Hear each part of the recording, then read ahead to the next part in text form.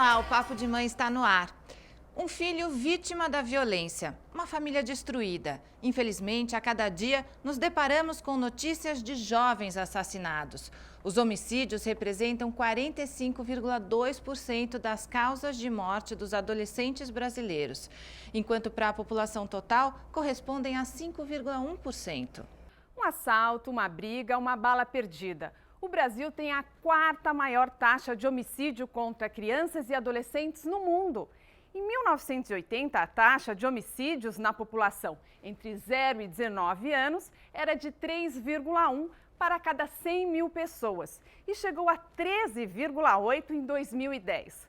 O país fica atrás somente de El Salvador, Venezuela e Trinidade e Tobago. Aqui no estúdio, vamos receber mães de vítimas, a psicóloga Solange Mello e o ex-ministro da Justiça, ex-secretário de Direitos Humanos da cidade de São Paulo e atual presidente da Comissão de Direitos Humanos da USP, José Gregori. Veja os destaques do programa.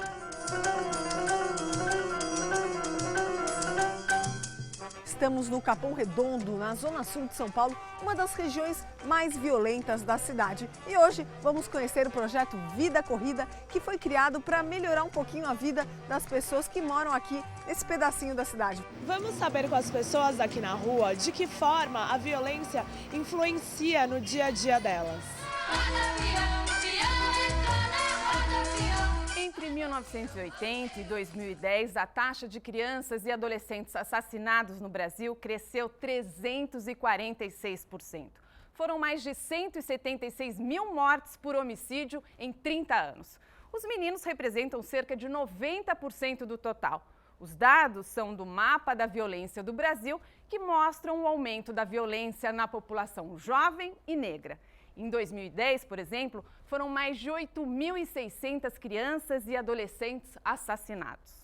Olha, são números assustadores que lembram de uma guerra. Mas não basta falar só de estatística. Atrás de cada número deste tem um rosto e muito sofrimento. Como é que ficam os pais desses jovens? Como é que é perder um filho? E pior, dessa maneira assim tão violenta. Então vieram aqui para essa conversa difícil que a gente vai ter hoje. Essas mães estão aqui, a Eliane, a Marisa e a Rosana. Queria agradecer vocês por terem vindo, né, falar dessa dor e para a gente conversar ao longo do programa, afinal, o que acontece, porque a cada dia mais mães e pais passam por esse sofrimento também, infelizmente, né?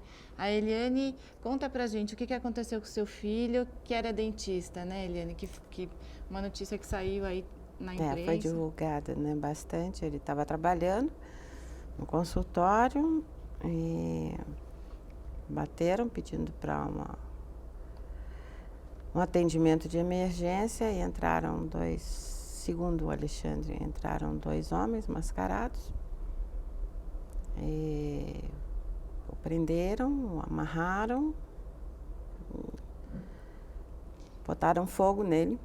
O Alexandre estava com quantos anos? 42. Não roubaram nada. Como foi que você recebeu a notícia, Eliane? Eu tinha falado com o Alexandre por computador, por internet. Às 3 horas, quando foi 10 da noite, minha filha bateu em casa, vamos embora, o Alexandre foi assaltado. Nós fomos para São José, meu irmão emprestou motorista, enfim, porque a gente não ia conseguir dirigir.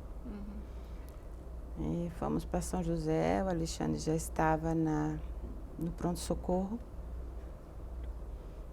70% do corpo queimado.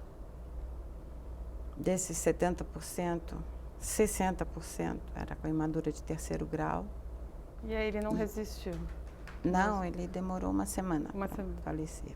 Mas o estado dele era gravíssimo. Mas você ainda conseguiu conversar com o seu filho, né? Não, ou não? Ele Quando já você estava chegou, em ele coma já... induzido. Então quer dizer que ele conseguiu contato dessa história na hora que socorreram? Sim, na hora que socorreram, ele falou que tinham 2 pessoas mascaradas. Foi o que ele disse, em seguida entubaram, porque a situação dele era... E essas 2 pessoas foram presas, Eliane? Na realidade eram 5, 3 menores, que me constam foram presos. Não... prefiro não falar sobre isso. Tá. Faz 3 meses que ele foi enterrado. Você tem quantos filhos? Eu tenho mais 3 meninas, tive 4 filhos. Mais 3 meninas. Bom, daqui a pouco você conta mais pra gente. Então, porque a gente sabe que não tem palavras, né? Acho que para expressar a dor de uma mãe quando perde um filho, Não. né, Eliane? Não existe. A Marisa também perdeu um filho, né? Marisa, seu filho foi assassinado num assalto. Ele foi. O Vitor.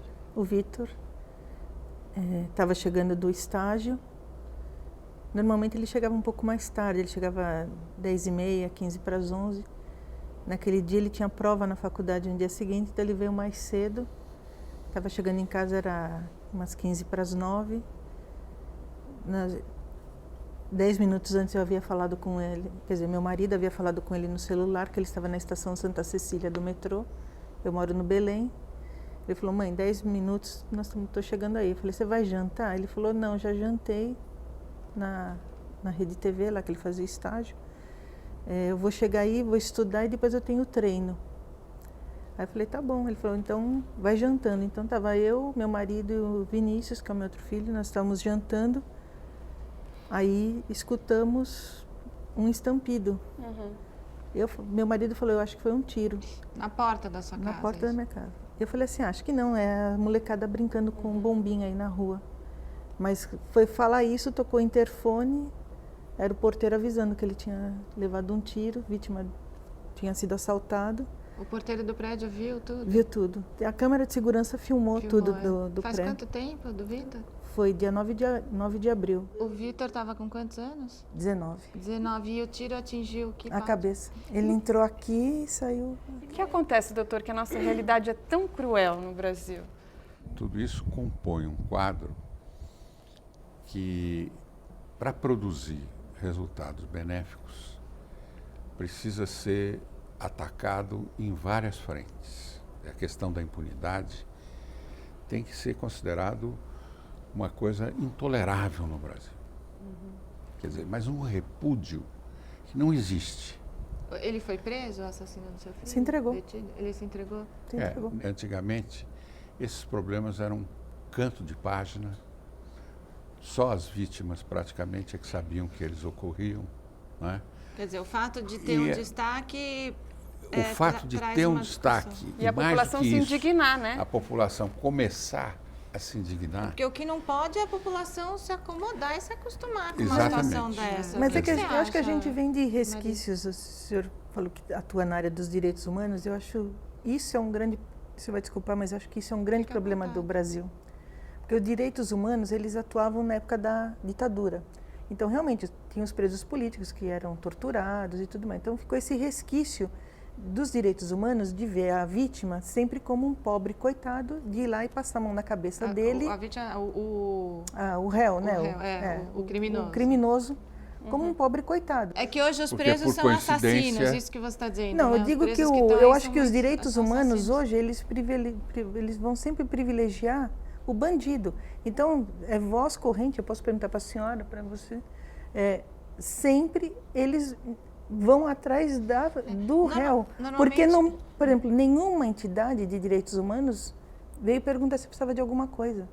O problema é o seguinte, eu, enquanto autoridade, às vezes procurava as famílias, mas exatamente por causa dessa cultura, era mal recebido. Quer dizer, ficava uma coisa um pouco constrangedora, que eles não entendiam como é que uma pessoa de direitos humanos quisesse, não é? Mas eu acho que está também na área dos direitos humanos essa unilateralidade que houve no tempo da ditadura, porque como era a ditadura que matava, sumia, torturava, etc., etc., ganhou ênfase você ser contra a autoridade para defender os direitos humanos. Porque Mas a autoridade hoje, estava agindo como todo o assassino, desafio, né? toda a transformação dos direitos humanos é exatamente lutar contra a violência como uma globalidade. Quer dizer, então a vítima é muito importante. Então, mas eu não consigo A entender. questão do funcionamento da justiça é muito importante. Quer dizer, pode não ter havido a solidariedade direta, mas eu posso lhe garantir que hoje há várias ONGs que lutam pelo melhor funcionamento da justiça, por diminuir a taxa de impunidade no Brasil. E no seu caso, e no caso da Eliane, né, os responsáveis foram presos, né? Mas, por exemplo, no caso da Rosana, a gente fala tanto dessa questão da impunidade, né? Os assassinos do seu filho não foram presos, né, Rosana? Não, conta a sua estão história pra foragidos. gente. O que aconteceu com o seu filho? Eles foram para uma balada, né? Na Henrique Schalman, Via Marquesa, o nome da balada. E ocorreu tudo bem. No final da balada, quando eles saíram da balada, aí houve uma discussão onde houve uma briga entre eles, né? Aí foi apartado. Foi no estacionamento, né, de uma lanchonete, né? É isso, no estacionamento de uma lanchonete do McDonald's. Aí eles estavam entrando, que eles iam lanchar. O Diego estava com quantos anos? O Diego estava com 18 anos. O que acontece? Os amigos do meu filho, eles conheciam a irmã do assassino, né? E houve um papo entre ela e o amigo do meu filho, através de mensagem: onde vocês estão, que a gente quer conversar, alguma coisa assim. E quando eles chegaram já na lanchonete, o assassino já chegou com o outro também, com o Fernando, né? Eram quantos? Quantos que chegaram? O grupo do assassino, eram quantas pessoas? Eles estavam, assim, eu não consegui, como mãe, eu não consegui ver, assim, a cena toda, né? Do assassinato do meu filho. Eu até hoje ainda não tenho estrutura, né? É difícil. Quanto tempo faz, Rosana? Vai fazer 3 meses. 3 meses, é tudo muito recente, né? Não, eu sei também se quando passa o tempo melhora. E também né? não dá Piora, para entender, né, Rosana, por que esses jovens vão para a balada armados?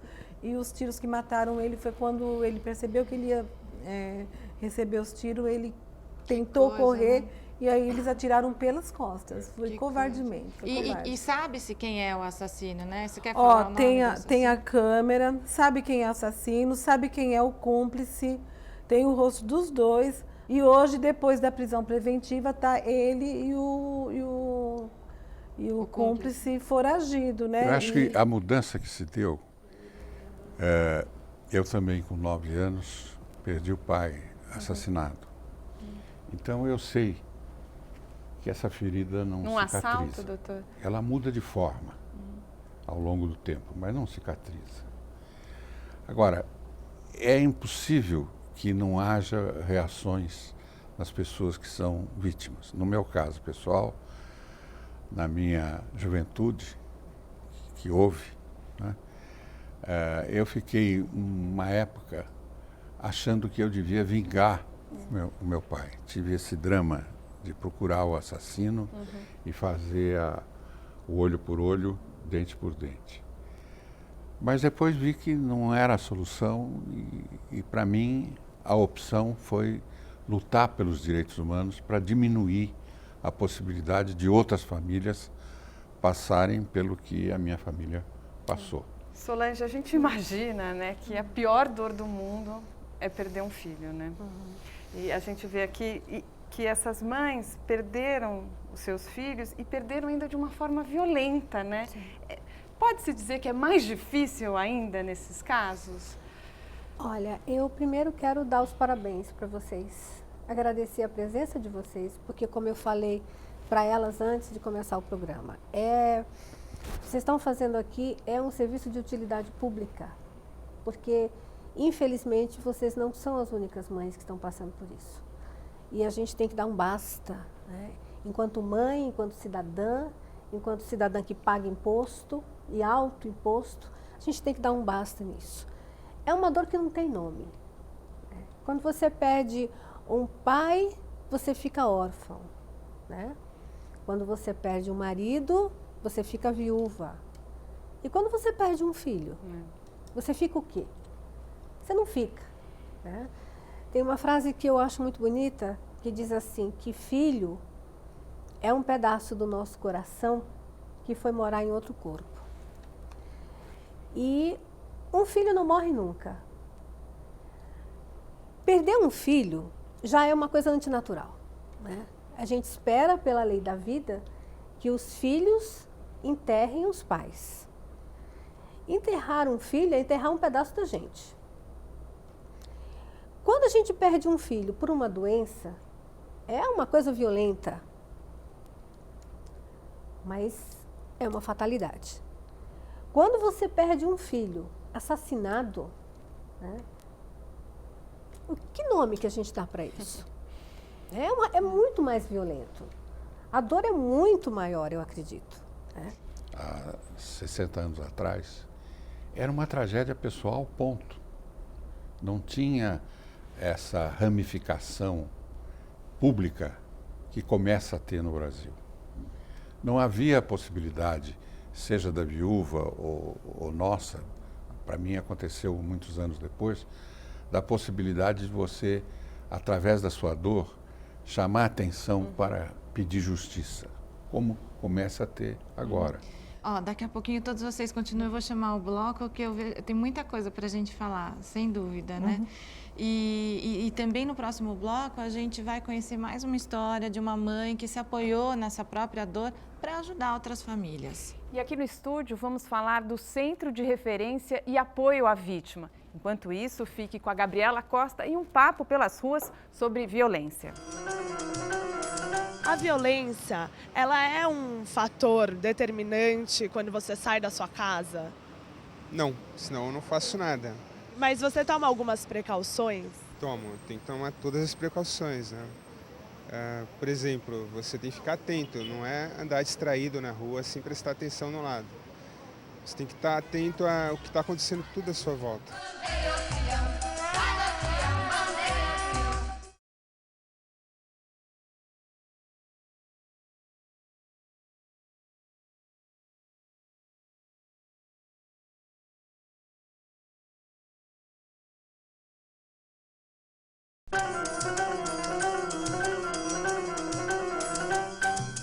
O que você acredita que gera a violência nas cidades?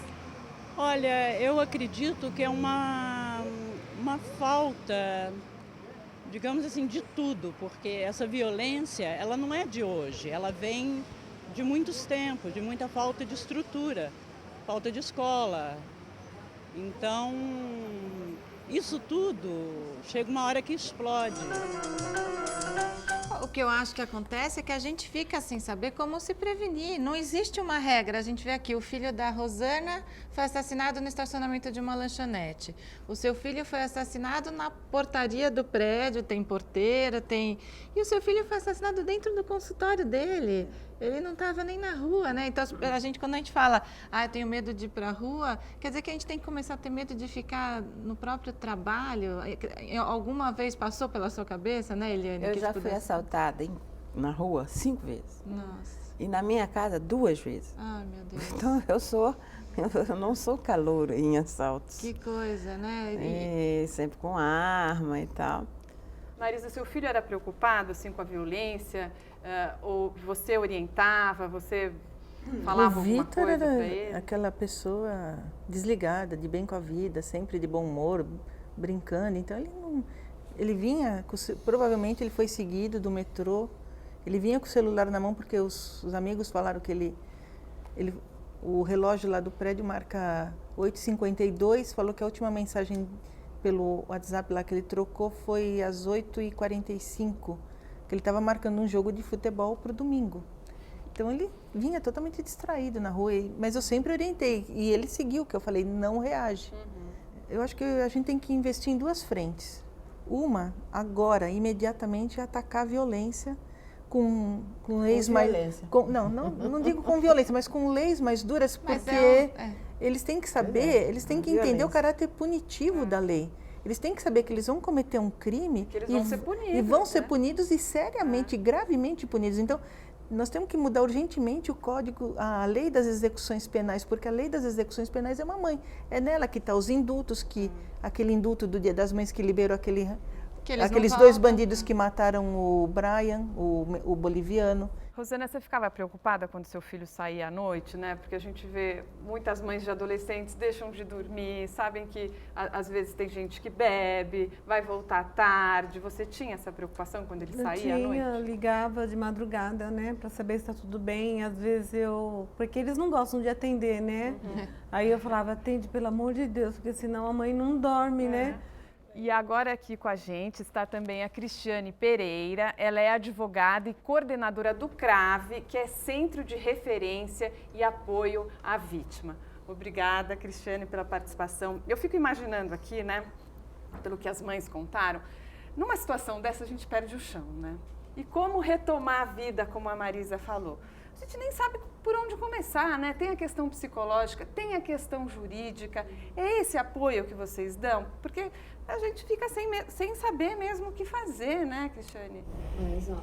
É muito complicado, né? Eu imagino, posso imaginar, nunca passei, graças a Deus, por uma situação dessa. Mas tenho conhecimento, né, dos casos que chegam lá pra gente. E o que a gente pode fazer é isso, né? É oferecer esse apoio. Lá nós temos psicólogos, assistentes sociais. A Defensoria participa lá no apoio, dando apoio jurídico, orientação, informação. Então, é um espaço para minimamente escutar vocês. A Defensoria né? Pública, quer dizer, quem também, não tem condições tem esse auxílio jurídico, né? Há quanto tempo que tem o CRAVE? Olha, o CRAVE, esse ano ele completa 15 anos. O que a Defensoria faz lá é orientar a respeito dos direitos. Aqui vocês fazem jus, né? Muitas vezes as pessoas desconhecem os direitos que possuem. Então, ela passa orientação. Quando é realmente caso em que há sigilo, aí fica difícil a gente ter acesso aos autos. Na parte jurídica, quais são os direitos dessas famílias? Quer dizer, se ela teve um filho arrancado, um filho assassinado, ela tem inclusive direito além do assassino, né, ser preso e tudo mais, a indenizações por parte do Estado? É possível entrar com ações aí, né? Na verdade, lá a Defensoria atua lá dentro do CRAVE na função de informar e orientar. Quando é necessário que sejam feitos encaminhamentos, aí, ações judiciais, nós damos entrada nas ações lá pelo CRAVE, mas vai ser acompanhado lá pela Defensoria Pública, né, posteriormente. Vocês têm tudo, por exemplo, para uma sugestão que eu posso fazer aqui no programa. Cada 2 meses, você faz uma petiçãozinha junto com o seu advogado e você vai nesse promotor, quero saber como é que estão os assassinos do meu filho. Mesmo que sejam menores, elas mesmo podem? que sejam menores, entendeu? Quer dizer, a doutrina do direito humano, enquanto ele não está regulamentado em lei, permite que esse sentimento de indignação e essa legitimidade de sofrimento que você tem, entendeu? Faça com que seja aceita a tua luta. E pela sua teimosia, baseado em casos anteriores da minha experiência, é que construíram grandes vitórias que se conseguiu no Brasil. E Solange, a gente fala do apoio psicológico, que é fundamental, e é fundamental mesmo, né? Porque muitas vezes é humanamente impossível você lutar, esse período de luto que é tão individual de cada um, você conseguir passar. Porque às vezes a vontade é ficar deitado na cama, né? E se você não tiver uma ajuda profissional, muitas vezes você não consegue mesmo, né? Não dá. Eu tenho um grupo de mães que são mães enlutadas, né? Mães que perderam filhos, não só pela violência, mas como por doenças também. E o que eu ouço muito delas é o seguinte, é uma ferida que na realidade ela não para nunca de sangrar. Ela sangra às vezes mais, às vezes menos. Então, em épocas, por exemplo, Natal, Dia dos Pais, Dia das Mães, o aniversário de nascimento da pessoa, o dia do falecimento da pessoa, enfim, em outras situações, nesses momentos essa ferida começa a sangrar mais, né? Mas ela, na realidade, ela nunca cicatriza. No total, assim, durante a vida inteira você lembra, durante a vida inteira você sofre. Uma vez uma mãe me contou uma coisa que eu achei muito bonito que ela falou. Ela disse assim para mim, Solange, eu sou uma pessoa que vive em carne viva. Mas tem como amenizar por conta do dor? sofrimento? Tem assim. Eu acho que o fato de, por exemplo, ir à luta, buscar por justiça, falar, se mexer, eu acho que isso faz com que você coloque para fora a tua dor, tua indignação, tua não aceitação dos fatos. Eu percebo 2 coisas muito importantes aí. Por exemplo, a relação do casal fica muito comprometida. E o momento seguinte, ou nos momentos seguintes, eu observo 2 coisas que acontecem com muita frequência. A primeira coisa é o isolamento do casal. Então, cada um vai para um canto. É o silêncio, eles não querem falar do assunto, eles não querem falar sobre o que aconteceu. E há um isolamento desse casal. Você passou por isso? Não é verdade. Isso que ela está falando, eu estou passando por Está passando por isso. E desde a partida do meu filho, que assim, não tem um dia que eu não sangre, como ela falou. É todo dia. Eu estou até assim, né? Porque todo dia eu choro. Até porque é muito recente, né? E é muito recente. Eu também não sei quando eu vou parar. Não, mas é o momento de chorar mesmo. E também não se o cobre casal isso. realmente fica desse jeito. O casal... É cada um, assim, é uma tristeza profunda entre os dois. Então, você não consegue, assim, não tem aquela aproximação, não fala muito do assunto, fala dele nos momentos bons, mas você fica meio que separado, um pouco, cada um com a sua dor. E não tem muita E regra, porque você vive muito... E é um momento em que os dois têm que estar muito unidos, até para lidar com essa situação, né? E uma outra que é difícil, né? E uma outra situação que eu vejo é, muitas vezes, o casal se separa. E na hora da separação, né, o que está por trás disso? É, inconscientemente, o desejo de recomeçar, de fazer de conta de que nada daquilo aconteceu. Então, quando, na verdade, tem que vivenciar Tem que vivenciar. Né? Então, separar é como se dissesse assim, não, eu vou separar, eu vou mudar de casa, eu vou mudar de realidade, né? Que é uma maneira de negar aquela dor, que está sangrando, está sangrando, está sangrando. E o melhor é o enfrentamento. E o melhor é o enfrentamento. Mas, às vezes, as pessoas não têm essa estrutura, né? Precisam de ajuda. Então, grupo de autoajuda. Porque é difícil falarem pra gente o que é certo fazer quando você está vivendo ali. Você não consegue. A gente vai assistir a reportagem e já comenta, tá bom? Então, olha, na nossa reportagem de hoje, vamos conhecer a história de uma mãe que, depois de perder o filho assassinado, decidiu criar a ONG Vida Corrida. O projeto mostra que o esporte pode ser um caminho no combate à violência. São 6 horas da manhã e o portão de entrada do Parque Santo Dias está cheio de gente que vem praticar alguma atividade física aqui dentro. Estamos no Capão Redondo, na zona sul de São Paulo, uma das regiões mais violentas da cidade. E hoje vamos conhecer o projeto Vida Corrida, que foi criado para melhorar um pouquinho a vida das pessoas que moram aqui nesse pedacinho da cidade. Vamos lá? No meio da quadra encontramos a Neide, uma baiana arretada de 52 anos que idealizou o projeto depois de se tornar mais uma vítima da violência. Seu filho mais velho foi assassinado aos 20 anos durante um assalto praticado por um adolescente. Minha mudança social é com meus pés e meu coração. Era a única coisa que eu tinha para oferecer para a comunidade. Eu não tinha nada mais, eu não tinha outras armas para lutar contra a violência. E a arma que eu tive para lutar com a violência era meus pés, que aprendeu a correr a vida inteira, e um coração cheio de perdão, com vontade de mudar algo. Apaixonada por esportes desde pequena, Neide queria mesmo era ganhar uma medalha olímpica. Mas o sonho de infância foi trocado pelo projeto que, aos poucos, tem mudado a vida dessa comunidade. Tinha um problema de saúde, tinha depressão. Foi muito bom. Tomava 9 comprimidos por dia. Estou tomando mais nenhum, graças a Deus. Todo dia essa animação, olha só, pulando corda, brincando com a bola, pulando por aqui. Só de ver, eu já fico cansada. Eu acho legal pelo incentivo que a Neide dá para todo mundo, né? De estar trazendo todo mundo para o esporte, tirando um monte de pessoas que ficam aí sem fazer nada, sedentária, né? A Eliane tem um filho que ela trouxe também aqui para o projeto. Você acha importante incluir os mais jovens para tirar eles de drogas, de cenas de violência? O esporte ajuda uma mãe a educar o filho numa região como essa? Ajuda bastante, porque as crianças, elas têm que ter esse incentivo ao esporte, né? Porque hoje em dia, nesse mundo que a gente está vivendo, não é legal. As crianças estão aí perdidas na rua. E o esporte incentiva muito a tudo isso, a não estar usando e nem estar praticando esse tipo de coisa, né?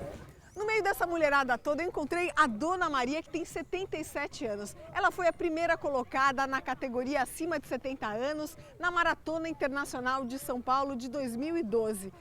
Dona Maria, qual é a receita para tanta saúde? Olha, a saúde da gente é a gente lutar. É bom demais. Eu não tenho mais, tô dura. Para dar conta de todos os alunos, Neide conta com a ajuda de 3 professores patrocinados por empresários, que também doam tênis e roupas adequadas para os treinos. Tanta dedicação já rendeu muitos prêmios e até reconhecimento internacional. Mas para Neide, a grande recompensa está na certeza de que o esporte pode ajudar a traçar um futuro melhor para as crianças do bairro. Melhorou a minha qualidade de vida e Agora, o meu tempo está mais ocupado, né? Eu não fico muito mais no computador, assistindo televisão. E eu pensava assim, se eu conseguir transformar a vida de uma criança, eu já me dou por satisfeita. E hoje eu descobri que eu não só transformei a vida de uma criança, foi de centenas de crianças e centenas de adultos para aprender a educar suas crianças, porque muitas crianças caem no mundo do tráfico ou da droga. Por quê? Porque não tem estrutura familiar.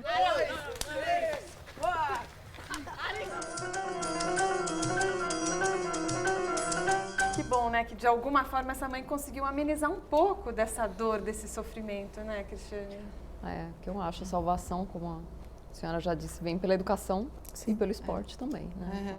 A minha família, a gente pretende realmente fazer o Instituto Vitor Hugo para atuar nessa área da educação com o esporte, que o esporte era o sonho do meu filho era ser cronista esportivo, né? Ele estudava comunicação.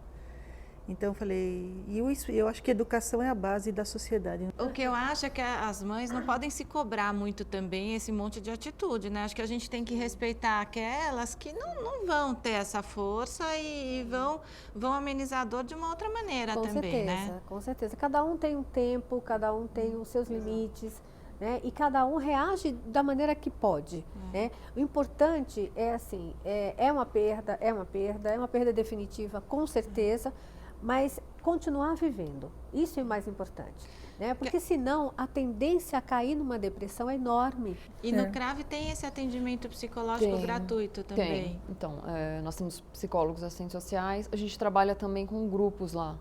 Nós tivemos... em 2011, o lançamento de um livro que foi feito pelas vítimas, né, com depoimentos dessas vítimas. Aí fizemos o lançamento do livro, um livro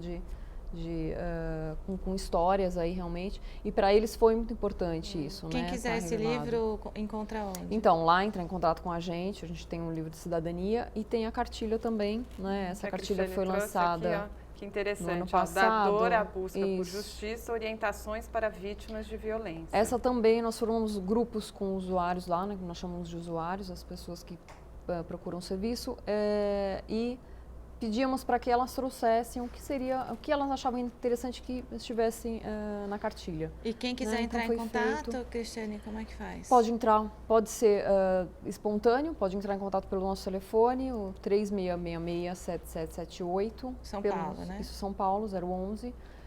Pelo nosso site, né, o www.justica.sp.gov.br. Tem todas as informações sobre o programa, como é que funciona, todos os outros programas da Secretaria também. E no caso de vocês, é só para o estado de São Paulo ou só para a capital? Como é que é? Então, ou vocês podem prestar um atendimento até pela internet para outros estados? Sim, sendo necessário uma outra atuação, logicamente. Se for buscar pelo serviço, a gente vai encontrar alguma forma de auxiliar essa pessoa. Cristiane, obrigada pela sua participação muito obrigada. aqui no Papo de Mãe. Obrigada por ter vindo. A conversa continua no próximo bloco. Nós vamos receber aqui também pais e irmãos dessas vítimas. E ainda a participação da Maria Helena Franco, autora do livro Formação e Rompimento de Vínculos. O Papo de Mãe volta já.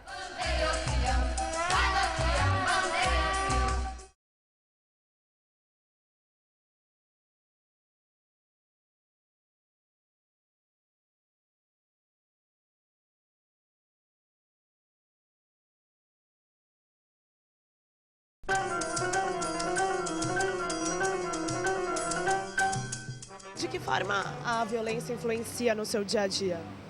Influencia em tudo. Não se usa mais carteira, se usa alguma coisa, um cartão de crédito que vence mais longe no bolso, uns trocados, o mínimo possível, e ainda correndo o risco de botarem fogo e andar com coisas que não chamem atenção e nos hábitos do dia a dia. Nós somos, por exemplo, há pouco tempo atrás nós criamos um grupo agora na nossa cidade, nós somos em 14 casais e formamos um grupo que chama Grupo Gourmet, Segunda Gourmet. Nós íamos sempre a restaurantes, mas pelo meio dos arrastões, nós agora vamos a cada semana na casa de um que recepciona todos os outros. É muito duro isso, a gente vê que todo mundo vive com medo, você vive imaginando o que pode acontecer e deixando de fazer coisas, isso é geral, né? E isso vai gerando pânico coletivo, né, Solange, na sociedade, Tanto né? que muitas pessoas que têm síndrome do pânico, a causa principal é exatamente essa. Nós estamos agora aqui também com outros parentes, tem irmão, tem pai, tem tia, como a gente falou, a família inteira que sofre junto. Estamos aqui com as fotos do Alexandre, o filho da Eliane, o Diego, filho da Rosana, né? A gente colocou aqui alguns cartazes que vocês trouxeram, aí pedindo justiça pelos assassinatos, né? As mães tiveram seus filhos assassinados aqui, né? E nós contamos agora também com a participação da Maria Helena Franco, autora deste livro aqui, ó, O Formação e Rompimento de Vínculos. A Maria Helena, ela também é fundadora e coordenadora do Laboratório de Estudos sobre o Luto da PUC de São Paulo. Obrigada pela participação, Maria Helena. E a Maria Helena escreveu uma frase aqui, ó, num mundo em que ficar triste é feio, né? E eu penso assim, é engraçado como as pessoas toleram o luto durante um determinado tempo. O luto do outro, né? Do outro. Depois as pessoas no começo apoiam, mas depois acham, não, essa pessoa não pode mais ficar triste, tem que ficar bem, não toleram mais isso. E tem que respeitar, a sociedade tem que respeitar o tempo de cada um, né? Sem dúvida, você levantou um ponto importante. O livro se chama Formação e Rompimento de Vínculos, porque fala de que nós somos pessoas em relação, relacionando com os outros, nós somos vinculados, né? E o que acontece, uma perda, um desemprego, enfim, situações de rompimento nos levam a construir novas formas de nos relacionarmos, não é? Então, por aí é que a gente fala, né? O que é trabalhado aí, e é como nós entendemos o luto e trabalhamos lá no laboratório da PUC, é que é possível que se reconstruam vínculos. Sem dúvida, a nossa vida muda. Nossa vida muda, não é mais do jeito que era. Aquilo que dava o norte, que dava o significado para a nossa vida, não funciona mais. A gente vai ter que construir um novo significado, não é? E então, nesse sentido de fazer novos vínculos, como vocês estão aqui, não é? A causa que vocês abraçam, poder se irmanar com outras pessoas nesta situação, lidar com isso, vivendo, não é para negar, absolutamente, né? A dor que a gente vive é inegável. Vinícius, você perdeu seu irmão. Conta pra gente como é que foi isso, como é que ficou a sua família? Foi como, assim, perder praticamente o meu melhor amigo, né? É um vazio que fica, né? E o que mais, assim, pesa na hora é você pensar no futuro, né? Porque ele era o meu companheiro para a vida, né? Você imagina que ao longo da vida você vai acabar, os seus pais vão acabar falecendo antes que você, é o que você imagina o ciclo natural da vida, então ele é o companheiro que vai estar do seu lado sempre. Ele vai ser a pessoa que vai ficar com você, né? Quando você ficar velho, você vai estar lá, eu e meu irmão, velho, um do lado do outro, resmungando e reclamando de tudo e continuando sempre brigando. Então, é uma coisa que, putz, e quando eu ficar velho, quem que vai estar do meu lado, né? Esse plano foi interrompido, um plano interrompido, porque você fala, putz, e agora, né?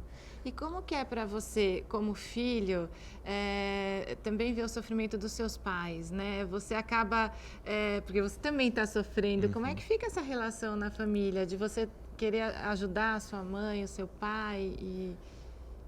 Assim, é difícil, mas o ideal, pelo que a gente passou, o ideal é falar o máximo possível, conversar um com o outro, expor o sofrimento, sabe? Não ficar guardando nada, por mais que pareça, você pode pensar, não, eu vou guardar o meu sentimento, eu vou parecer que eu sou forte para eles não ficarem tão mal, mas eles já estão mal, então, assim, acho que quanto mais um conversar com o outro, que aí um ajuda o outro, entendeu? Logo depois que acontece, você tem a impressão que isso acontece com você. Aí você vai tendo contato com outras pessoas e vê que não é só com você. Aconteceu com outras pessoas isso. Então você não é o único. Então o problema é muito maior do que simplesmente você ir lá e fazer justiça com suas próprias mãos. Então tem muita coisa para arrumar. E olha só que grave, né? Você falou aí que tem muita coisa para arrumar, né, doutor José Gregório? Olha só o que eu pesquisei aqui. O índice de homicídios na adolescência estima o risco que adolescentes com idade entre 12 e 18 anos têm de perder a vida por causa da violência. Se nada mudar, estima-se que 36.735 adolescentes serão vítimas de homicídio até 2016. População equivalente a uma cidade de médio porte como Jundiaí, em São Paulo, ou Pelotas, no Rio Grande do Sul. Então, será que... Dá para ter esperança de reverter essa estimativa? Alguma Eu coisa? acho que está revertendo devagar. É que essas coisas têm um caminho que não tem muita visibilidade. Mas não há dúvida que hoje a repercussão da violência é outra completamente diferente. Como eu vivi a violência antiga, comparando com essa que eu acompanho pelo fato de me interessar por direitos humanos, é água para o vinho.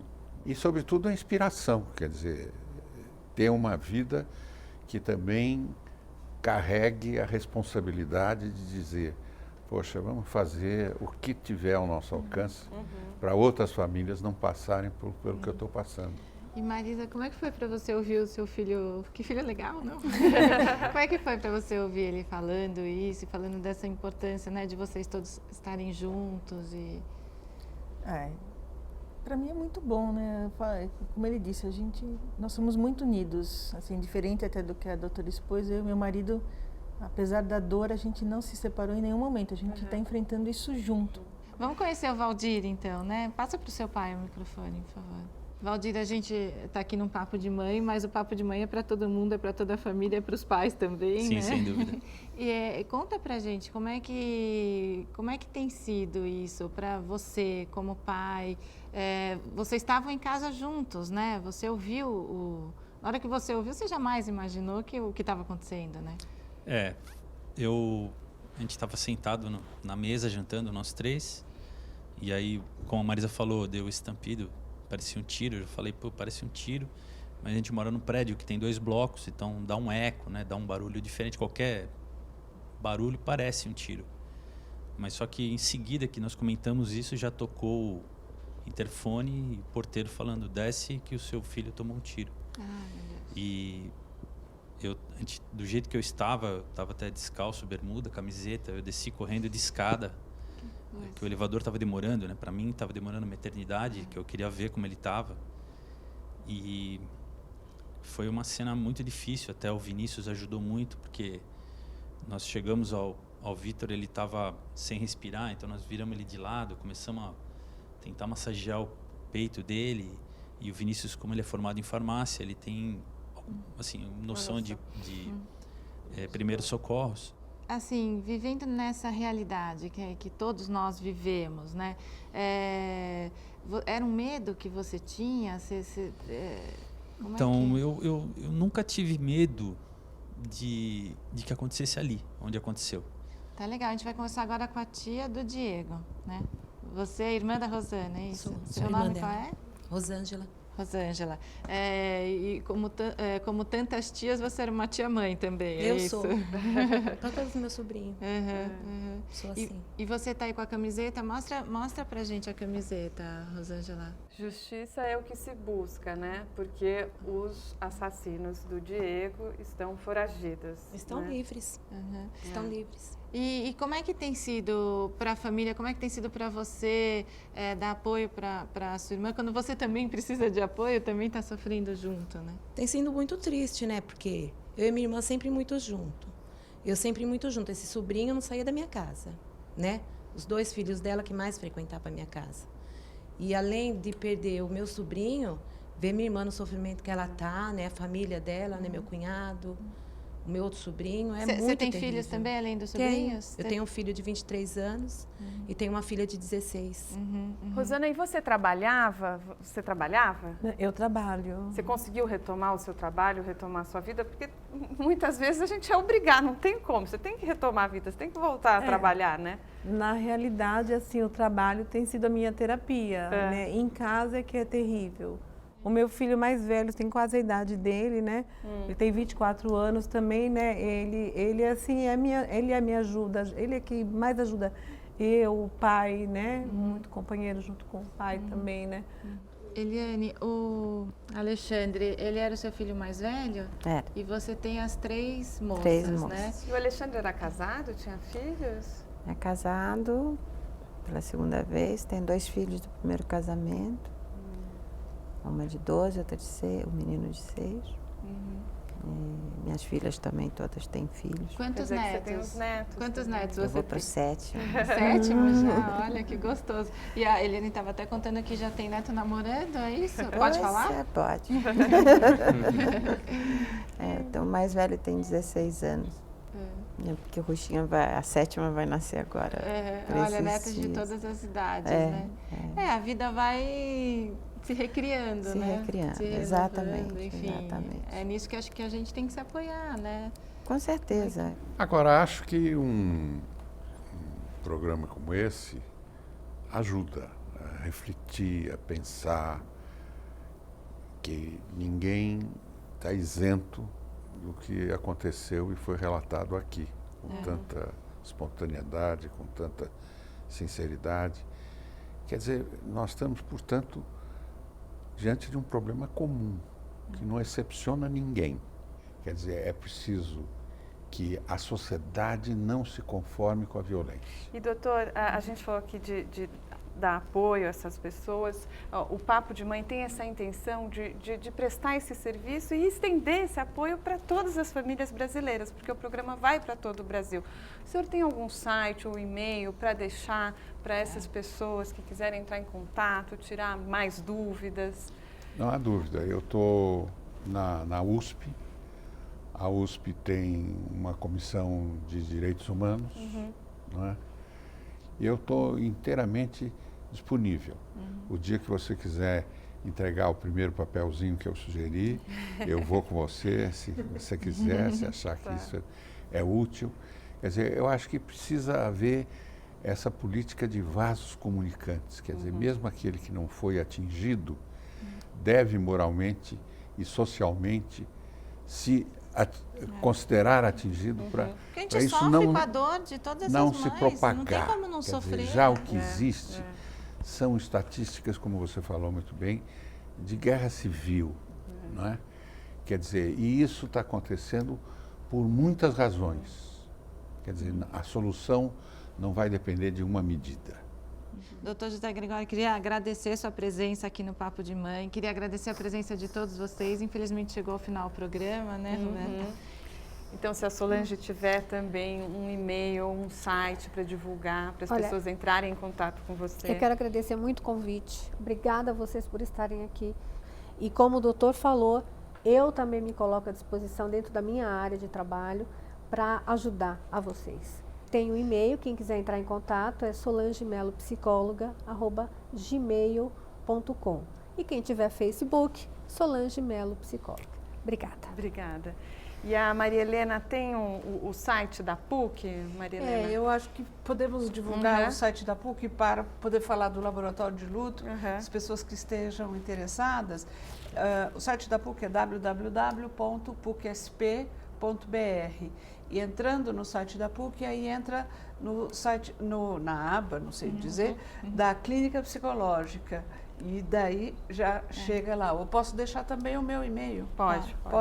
mhfranco@pucsp.br. O atendimento à população, tem um atendimento gratuito à população também? No laboratório de luto? Exato. Esse livro está nas livrarias, é da editora Sumos, ele é fácil de ser encontrado e eu sou organizadora, tenho outros autores e a gente aborda muito essa questão do luto em diversas circunstâncias. Obrigada. E a Eliane, quer mandar um beijo para os netos? Com certeza, para os netos. Para os netos, então fala o nome de todos os netos. Guilherme, 16. Estela,